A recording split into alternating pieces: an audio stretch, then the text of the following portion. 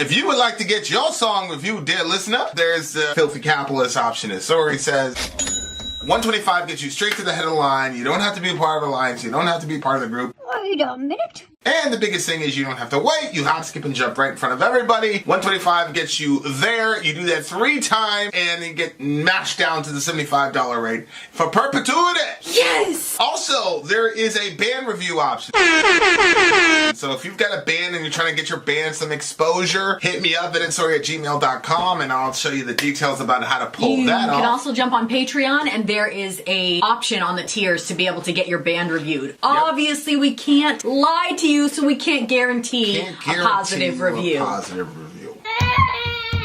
Get what you get. It's just rubbish. Rubbish. Rubbish. That's British for garbage. My favorite is the community option. $1 at the gate gets you in a Patreon. You get to join an alliance. The alliance joins their points together, and that helps determine what songs that we do. The alliances hang out on Discord. Message me on Patreon to get the link. And they do all kinds of other cool things. They do Minecraft, Dungeons and Dragons. Yeah. It's really a community within the community. Anybody can go in the village, facebook.com/VillageXchange. There's 160,000+ people on the channel. What's cool about the Discord is that it offers a real opportunity for community connection, friendship, that type of thing. And it's on Discord, so if you're not a Facebook person, it's for you. You start off at $1. Right. Plus you get exclusives. Sori and I are working on a song. So the first 15 seconds of that was on Patreon. Also, at $15 tier and above, when we actually debut the video, they're going to be there live with us. There you are, dear listener. Buy our merch. Buy merch and details shall lead them To buy our merch. Yes, dear listener. Yes, dear listener. Yes, dear listener. We are at the end of an amazing time. But it's not over. Our next DJ is Dwayne with a Beatles song. No, he's come to us with Boston, A Man I'll Never Be. He says, I've selected this song because of how close this hit home with me at the time it was released. I was dating this beautiful girl who was both older and a lot more mature than I was. Me, being still in high school, and her, a college student, made great bragging points for me in my crazy circle of buddies. Yes, I was a big shot around school. Now, when our relationship started to grow, I realized how far apart we were emotionally, and I felt a little intimidated by it. Okay, I felt inadequate around her world. She loved me and never wavered, but still, I questioned how I deserved her love. I felt pressure to measure up to her standards, though it never came from her. The summer of 1979, this song was a big radio hit, and I could have swore the songwriter Tom Scholes wrote it about me. To this day, when I hear this song, I wonder how I deserved her love back then and today. Yes, I married this love of my life almost 44 years ago. From the album Don't Look Back, released in 1978, this song peaked at number 31 in early 1979. This power ballad will forever be on the soundtrack of my life. This is A Man I'll Never Be. Also, guys, it's February 29th, which means that March Madness is on the way. It's a college basketball bracketology. Check it out. You win songs, all that jazz, and you get bragging rights over me if you beat me, but you'll never beat me. All right, here we go, guys. Last song of the night. The name of the band is Boston. The name of the song is A Man I Will Never Be. Lyrics are on the screen itself. Let's do it. If I said what's on my mind, you turn and walk away, disappearing way back in your dreams. It's so hard to be unkind, so easy just to say that everything just the way it seems. You look up at me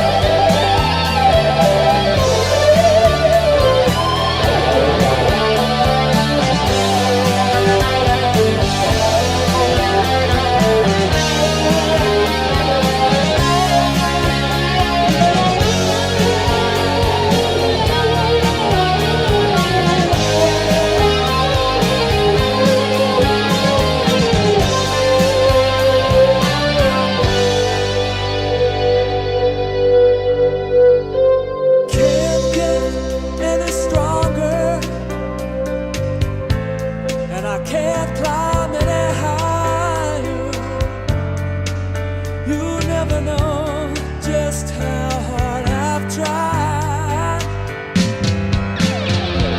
Cry longer and hold a little tighter. Emotions can't be satisfied. Oh, you look up at me, and somewhere in your mind you still see a man I'll never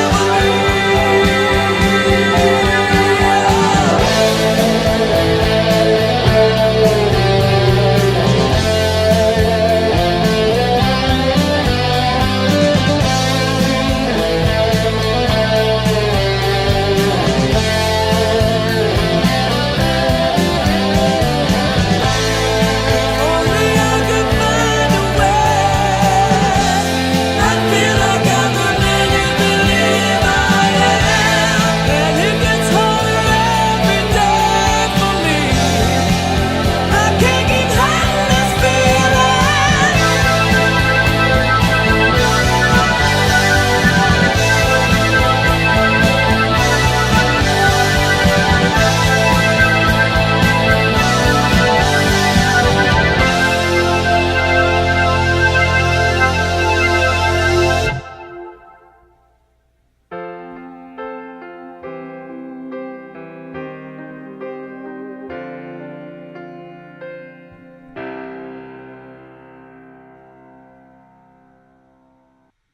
Whoa. If there was ever a prototypical ballad song, that would be it, right?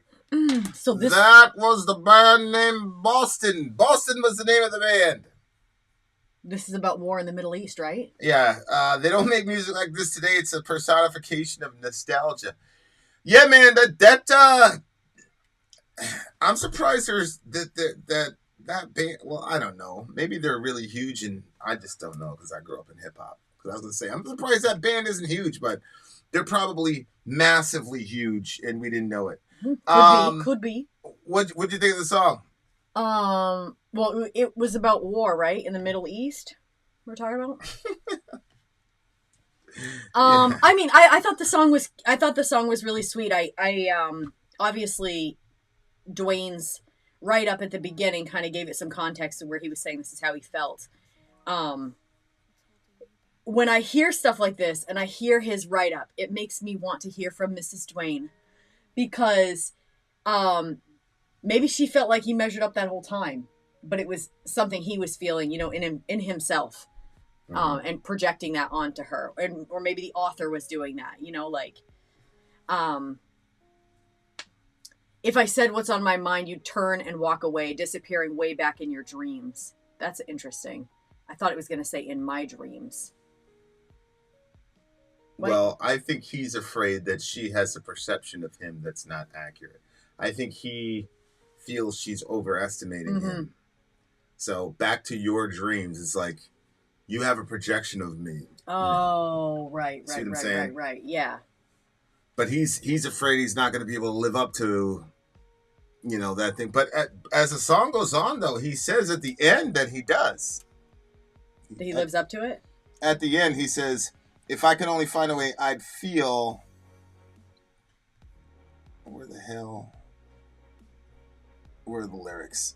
Yeah, okay, there you go. So he says, if I could only find a way, I'd feel like I'm the man you believe I am, and it gets harder every day for me, etc. So here, he says he would, like, there's a possibility, whereas above, there's no... See right there. I'd feel like that I'm the man you believe that I am, it gets harder every day. He's saying, if only I could find a way, I'd feel like the man. So he's saying if he could find a way, then he could be the man for her that she wants. Yeah. Right. So at the end, he doesn't even get like that, right? Well, to me... He says, at the end, he says, I can't keep hiding this feeling. Well, it's open-ended because he's expressing himself to her. So what happens after that is you have to fill in the blanks. Because all he's saying at the end is that he's hiding the feeling. But, that's a real... This is a good song. It's a good example of when I look at all the manosphere stuff. And it's men basically saying, aha, we've got the upper hand now, which we've always had the upper hand. Like, what do you mean? But now we're in a situation where dudes are just coming out and saying, we have the upper hand. And so now it's all this power playing. And there's nothing I hate more in relationships than the power play shit. I can't stand it. But like, when you're seeing all these conflicts, you're seeing the battle of the sexes that's raging now on the internet. It's songs like this or movies like As Good as It Gets that are extremely simple and extremely necessary. So As Good as It Gets is Jack Nicholson.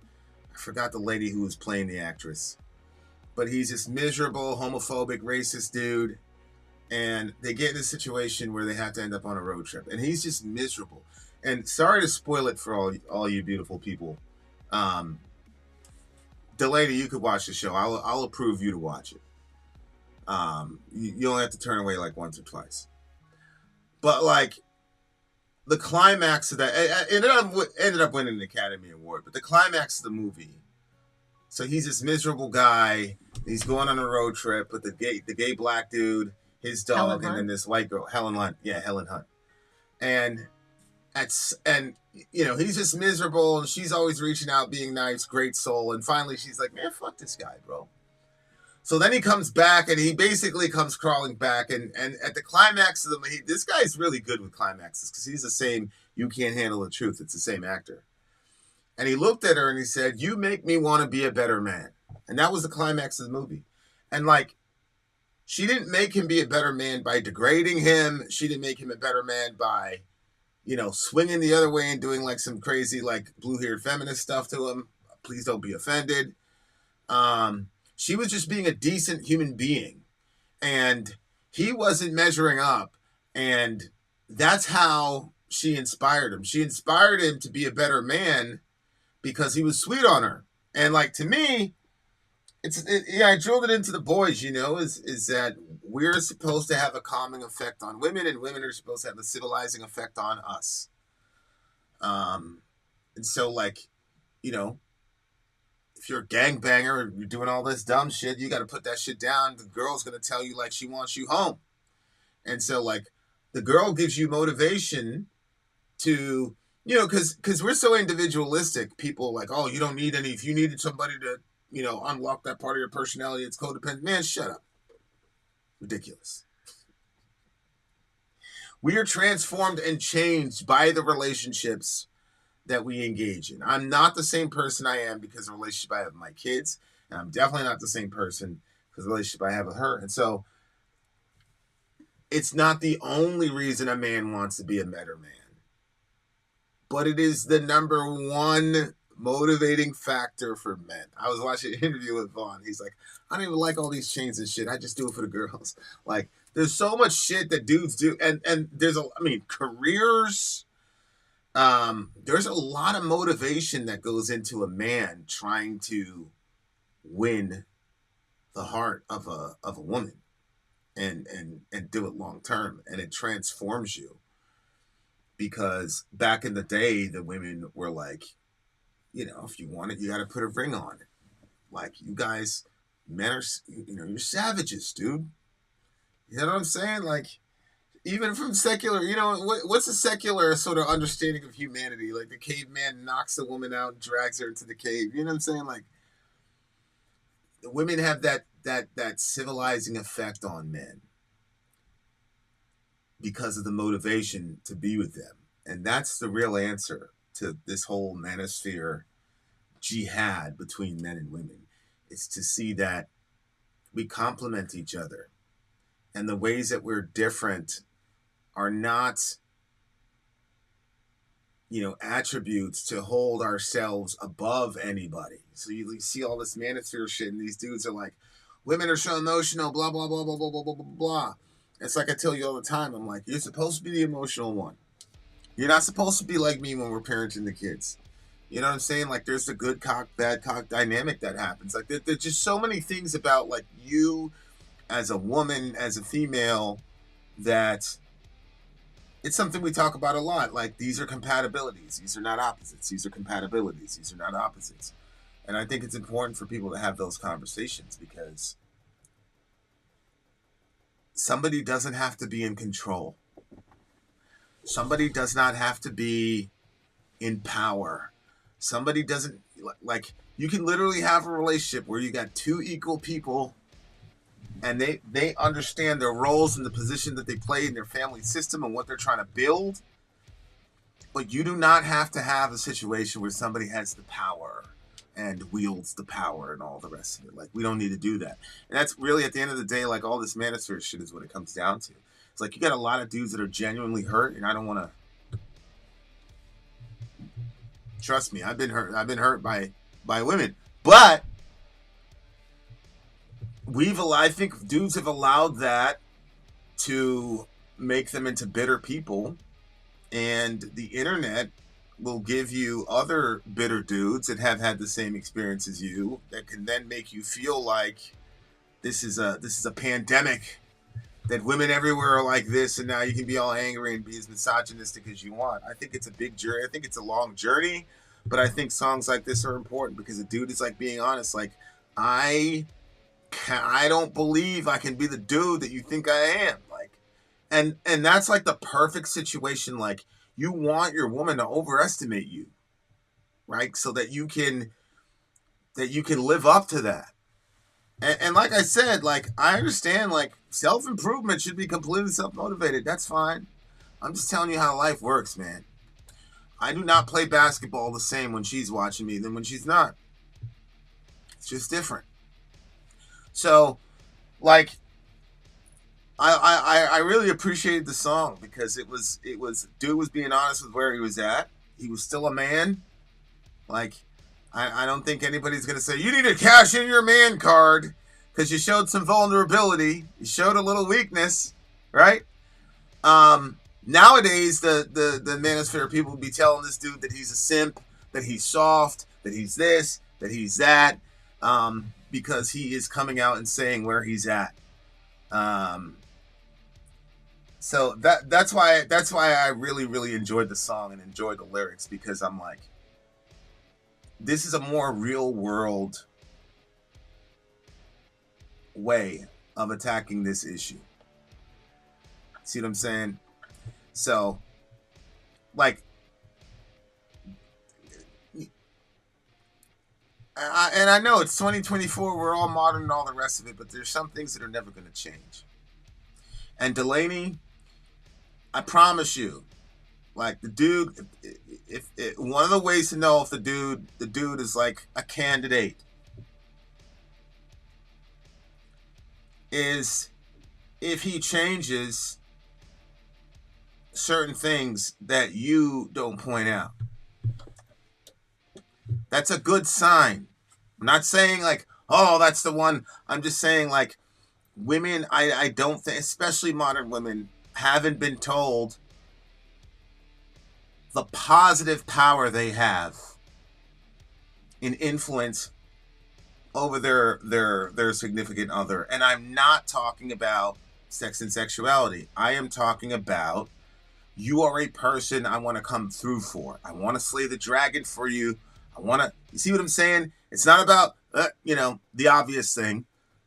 I'm not saying it's not about that either, ever. What I'm saying is, like, these are the signs, like, when a dude starts improvement, when he starts getting more ambitious at work. You see what I'm saying? Even, like, taking care of his body, like, all that, all the shit I do with my body and everything, and drink that nass, it's all for her. I want to keep a certain level of health and max out all the time I have with her till it's over.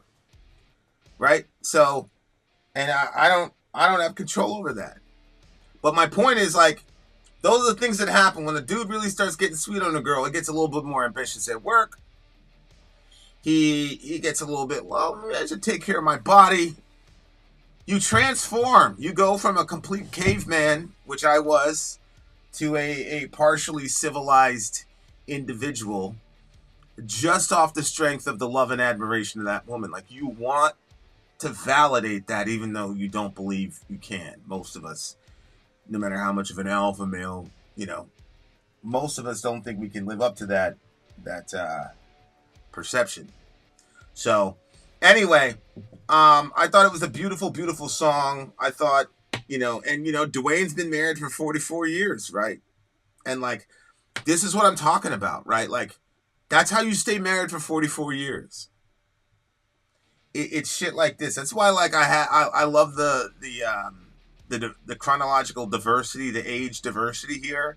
Because we can look at people like Dwayne and be like, okay, like, look, some of y'all, you don't want to be married. You're young. You're in your 20s, blah, blah, blah. You're going to live a certain lifestyle. That's cool. But some of you do want to have a marriage where somebody will be fucking loyal to you for 4 fucking decades and counting. Crazy. This is one of the hacks. If you're a man, be real, be honest, and you try to slay the dragon, find the treasure, whatever it is, right? And if you're a woman, like, understand your power. And I'm not talking about that. I'm talking about just the power of your love and admiration. Just that has gotten dudes to jump on boats, go across the sea, all types of shit. So I think that's in this whole conversation, that power of a woman, that influence of a woman is completely lost from our society. And now it's the point where these girls want to protest. They got to put on pussy hats. And look, man, I can't tell people how to protest and all the rest of it. All I'm saying is that women are not really being told what the real weapon is. Because dudes will take chances once in a while for some sex. But I've seen dudes put their lives on the line for their women. Like, it's different. It's different when you're one person, when it's your girl, it's different. It's just different. And again, it's not like, ooh, I'm gonna hit this jump shot, then Sori's gonna have sex with me later on. It's just like, yo, my girl's here. I gotta excel. I gotta play at a higher level, right? That's why them boxers, man, they bring their wives and shit into the game, to the fights, because it's like you don't want to get blitzed in front of your girl. You know what I'm saying? So, anyway. And let's not forget, it's powerful, ladies. It's powerful. That Dwayne's wife tells him it's time for bed, and he does listen to that civilizing effect she has on him. It's true. We've been seeing it for months. I became super civilized through religion by proxy. My mom's a Catholic. I never was, but she imparted those values to me. Yeah. And that's the other thing, the power of a mom. I can't even talk about that one, man. I can't even talk about that. And like, it's fascinating. I might do an essay on this one day, but like, one of the things that I really have had to think about is, what is maleness and femaleness? What is that? How is it defined? And what is a non-physicalist definition of what a woman is? I understand, like, oh, adult human female, blah, blah, blah.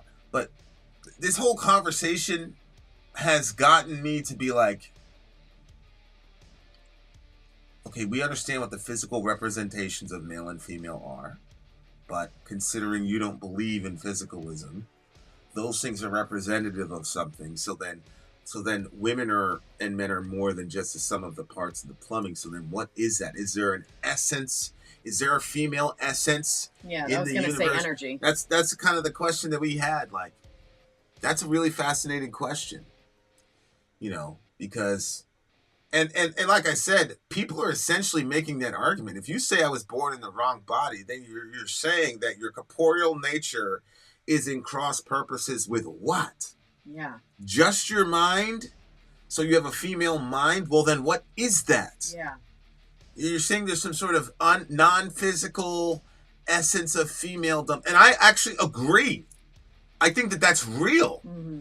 I just think in our society, we don't really know what we're saying when we're saying it. It's like subconscious, Yeah. So like, is there an essence of maleness and femaleness that is objective and real and extant in the universe? And if that's the case, then that has implications with a lot of shit. But that's a different subject.